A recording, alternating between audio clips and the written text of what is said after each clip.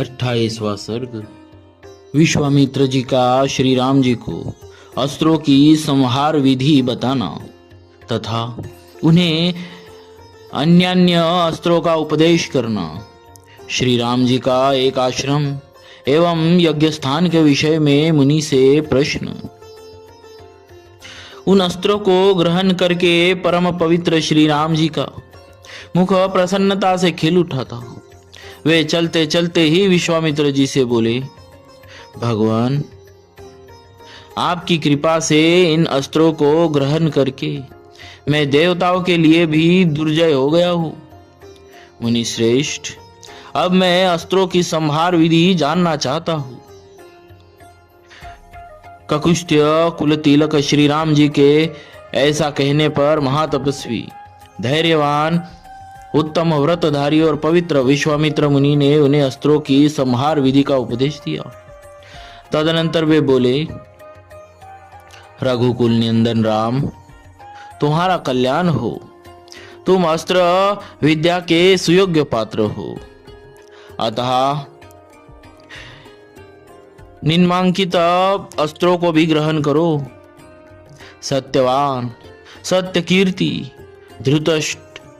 धृष्ट, रभस, प्रतिहारतर, प्रामुख, अवांगमुख, लक्ष्य, अलक्ष्य, दृढ़नाभ, सुनाभ, दशाक्ष, शतवक्र, दशशीर्ष, शतोदर, पद्मनाभ, महानाभ, धुंधुनाभ, स्वनाभ, ज्योतिष, शकुन, नैरास्य, विमल, दैत्यनाशक, योगंधर और विनिद्र, शुचिबाहु, महाबाहु, निष्कली, विरुच, सार्चिमाली, धृतिमाली, रुत्तिमान, रुचिर, पित्र्य, सोमनस, विधुत, मकर, परवीन, रति, धन, धान्य,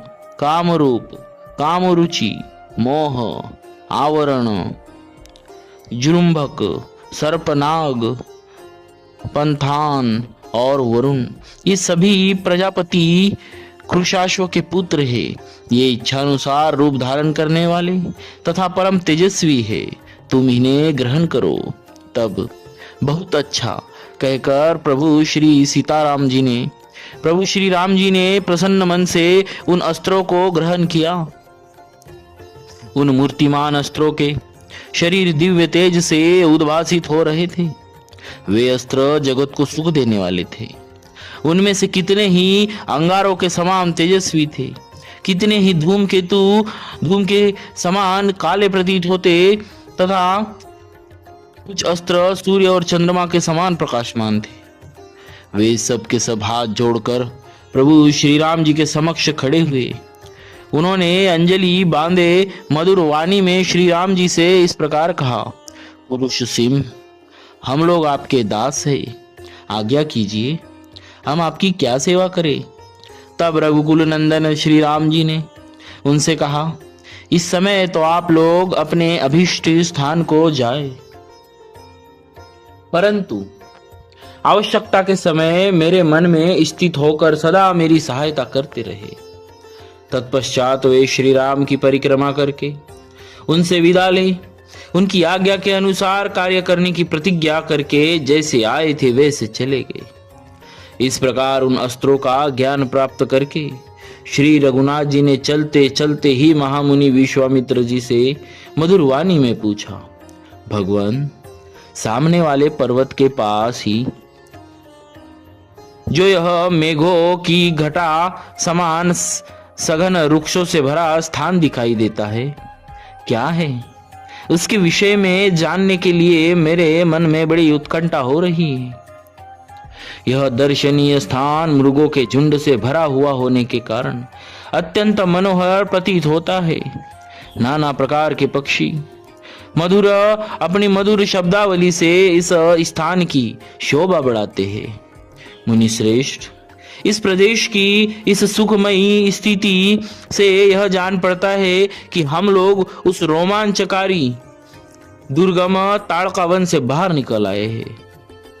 भगवान, मुझे सब कुछ बताइए, यह किसका आश्रम है?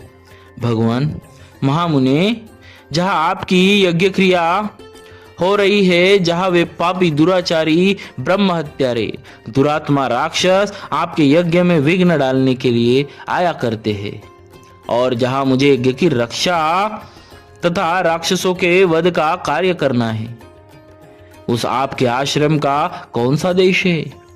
ब्रह्मन, मुनि श्रेष्ठ प्रभु, यह सब मैं सुनना चाहता हूं। इस प्रकार श्री वाल्मीकि निर्मित आर्ष रामायण आदि काव्य के बालकांड में 28वां सर्ग पूरा हुआ। बोलिए श्री सीताराम जी महाराज की जय। भक्तवत्सल भगवान की